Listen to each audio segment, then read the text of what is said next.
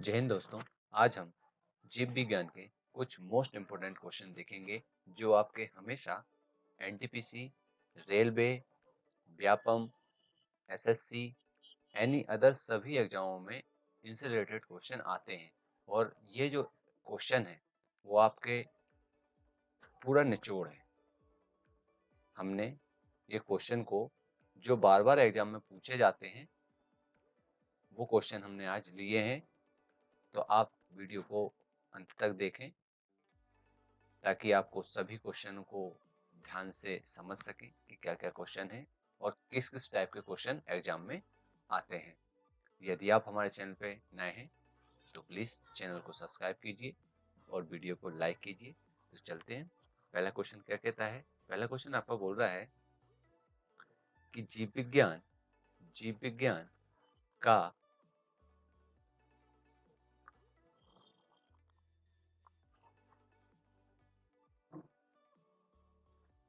जीव विज्ञान का 99% भाग कितने तत्वों में मिलता है? तो जीव विज्ञान का जो 99% भाग है वो कितने तत्वों में मिलता है? तो वो आपके मिलता है कितने तत्वों में? 4 तत्वों में मिलता है। कितने मिलता है आपके? 4 तत्वों में मिलता है। कौन कौन से तत्व है? पहला है आपका ऑक्सीजन। ऑक्सीजन कितने परसेंट मिलता है? तो ऑक्सीजन जो होता है वो आपको कितने परसेंट मिलता है? तो 76% ऑक्सीजन मिलता है। यदि बात आती है कि कार्बन कितने परसेंट मिलता है? तो कार्बन आपको मिलता है 10%। कितना मिलता है आपका? 10% मिलता है जीव द्रव में। अगला क्वेश्चन देखते हैं कि हाइड्रोजन कितना मिलता है जीव द्रव में? तो 10% आपका हाइड्रोजन मिलता है। कितना मिलता है? 10% हाइड्रोजन आपके जीव द्रव में मिलता है। अगला देखते हैं कि क्या अगला है आपका नाइट्रोजन, कि नाइट्रोजन कितने परसेंट मिलता है? तो नाइट्रोजन आपका मिलता है कितना? 2.5% आपका नाइट्रोजन जीव द्रव में मिलता है। अगला क्वेश्चन देखते हैं कि किस प्रकार का है। तो अगला क्वेश्चन है आपका कि जीव द्रव का जीव द्रव का लगभग कितना भाग जल में होता है? तो जीव द्रव का लगभग कितना भाग जल में होता है? तो आपका 80% जीव द्रव का भाग जल में होता है। अगला क्वेश्चन देखते हैं कि अरस्तु द्वारा समस्त जीवों को कितने भागों में विभाजित किया है? तो अरस्तु द्वारा जीवों को कितने भागों में विभाजित किया है? तो 2 भागों में किया है। कितने भागों में? 2 भागों में किया। कौन कौन से? जंतु समूह या जंतु भाग और दूसरा वनस्पति भाग। वनस्पति समूह। किसमें? वनस्पति समूह में। पहला है आपका जंतु भाग, जंतु समूह, और दूसरा है आपका वनस्पति समूह। अगला क्वेश्चन देखते हैं। अगला क्वेश्चन बोल रहा है कि जीव द्रव का नामकरण किसने किया? तो जीव द्रव का जो नामकरण किसने किया? पुरकिंजे ने जीव द्रव का नामांकन किया। क्या किया? नाम रखा। क्या रखा? नाम रखा। किसने रखा? पुरकिंजे ने रखा। और कब रखा? तो 1839 में। कब रखा? 1839 में ये नाम रखा। अगला क्वेश्चन देखते हैं। अगला क्वेश्चन है कि कोशिका द्रव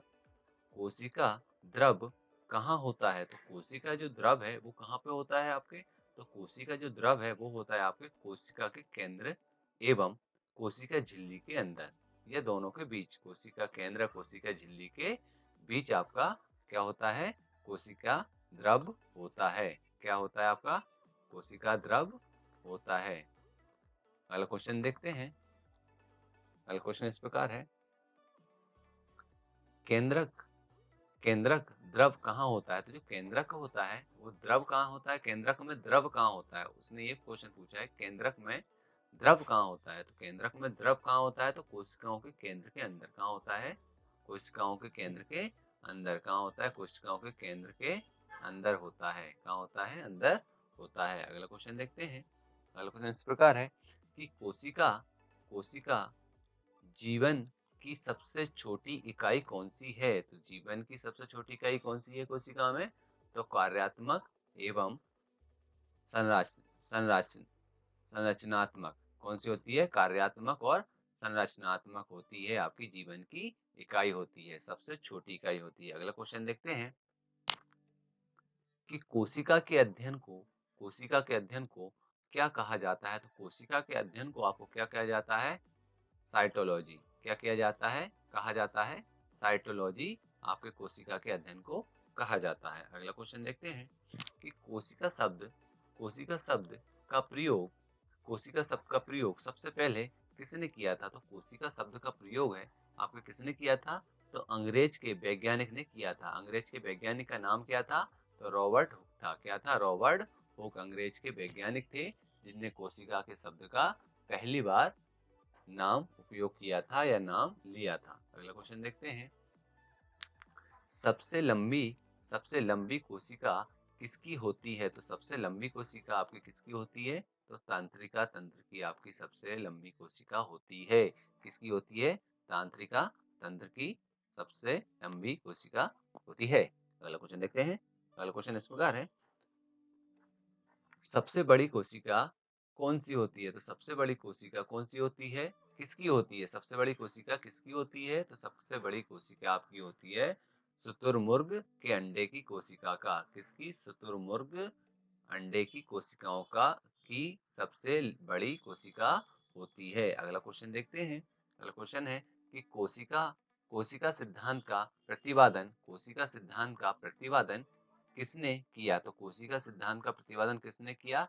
स्वीडन और शुजान ने। किसने किया? स्वीडन और शुवान ने कोशिका सिद्धांत का प्रतिपादन किया या कोशिका सिद्धांत को दिया। कोशिका सिद्धांत को दो लोगों ने दिया है, एक स्वीडन और दूसरा शुजान ने दिया। अगला क्वेश्चन देखते हैं।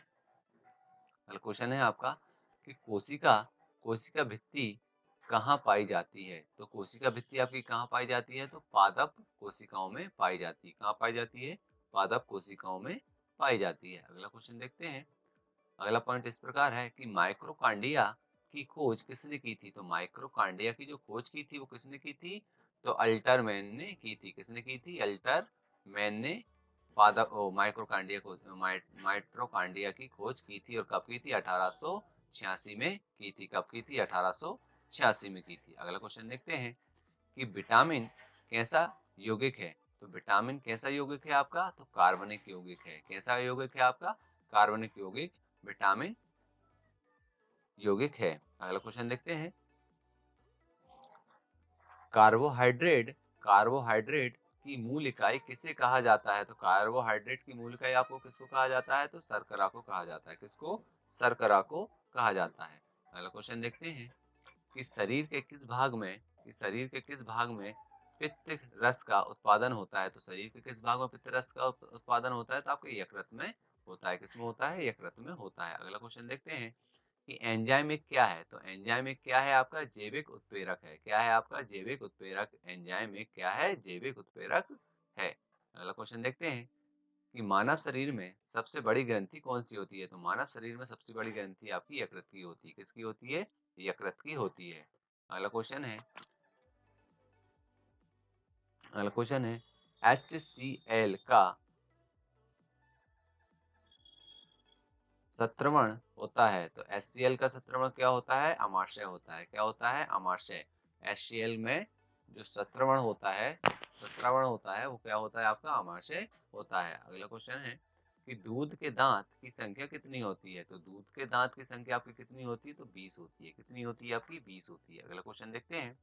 अगला क्वेश्चन है, मानव कंकाल में कुल अस्थियों की संख्या कितनी होती है? तो मानव कंकाल में कुल अस्थियों की संख्या कितनी होती है? तो 206 मानव कंकाल के अस्थियों की संख्या होती है। अगला क्वेश्चन देखते हैं कि मानव शरीर में सबसे बड़ी हड्डी कौन सी होती है? तो मानव शरीर में सबसे बड़ी हड्डी जो होती है वो किसकी होती है? स्टेपिस की होती है। किसकी होती है? स्टेपिस की होती है। अगला क्वेश्चन देखते हैं कि सर्वाधिक मानव शरीर में सर्वाधिक मात्रा में क्या पाया जाता है? सर्वाधिक मात्रा में क्या पाया जाता है? तो कैल्शियम फास्फेट पाया जाता है। क्या पाया जाता है आपका? कैल्शियम फास्फेट आपके मानव शरीर में सर्वाधिक मात्रा में पाया जाता है। अगला क्वेश्चन देखते हैं,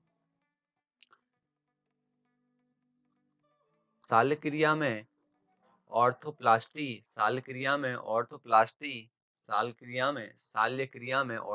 क्या है? तो शल्यक्रिया में ऑर्थोप्लास्टी क्या है? कूल्हे के जोड़ का प्रतिस्थापन, कूल्हे के जोड़ में जो प्रतिस्थापन होता है वो शल्य क्रिया कहलाती है। क्या कहलाती है? शल्य क्रिया में ऑर्थोप्लास्टी कहलाती है। अगला क्वेश्चन देखते हैं कि मनुष्य के शरीर में सबसे लंबी हड्डी कौन सी होती है? मनुष्य के शरीर में सबसे बड़ी लंबी हड्डी जो होती है वो काय की होती है? आपकी फीमर की होती है। किसकी होती है? फीमर की होती है। अगला क्वेश्चन देखते हैं, अस्थि को मांसपेशियों से जोड़ने वाली संरचना क्या कहलाती है? तो अस्थियों को मांसपेशियों से जोड़ने वाली संरचना क्या कहलाती है? तो टेंडन कहलाती है। टेंडन कहलाती है। अगला क्वेश्चन देखते हैं कि अस्थियों के अध्ययन को क्या कहा जाता है? तो अस्थियों के अध्ययन को क्या कहा जाता है? तो ऑस्टियोलॉजी कहा जाता है। क्या कहा जाता है? आपका ऑस्टियोलॉजी कहा जाता है। अगला क्वेश्चन देखते हैं कि मांसपेशियों का अध्ययन क्या कहलाता है? तो मांसपेशियों का अध्ययन क्या कहलाता है? आपका मायोलॉजी कहलाता है। क्या कहलाता है? आपका मायोलॉजी कहलाता है। अगला क्वेश्चन देखते हैं कि रक्त के मुख्य कार्य क्या है? तो रक्त के मुख्य कार्य क्या है? रक्त के मुख्य कार्य है परिवहन, सुरक्षा, विनियम सुरक्षा, विनियम विनियम विनियमन आदि। अगला क्वेश्चन है, लाल रक्त कोशिकाओं को किस रूप में जाना जाता है? तो लाल रक्त कोशिकाओं को किस रूप में जाना जाता है? तो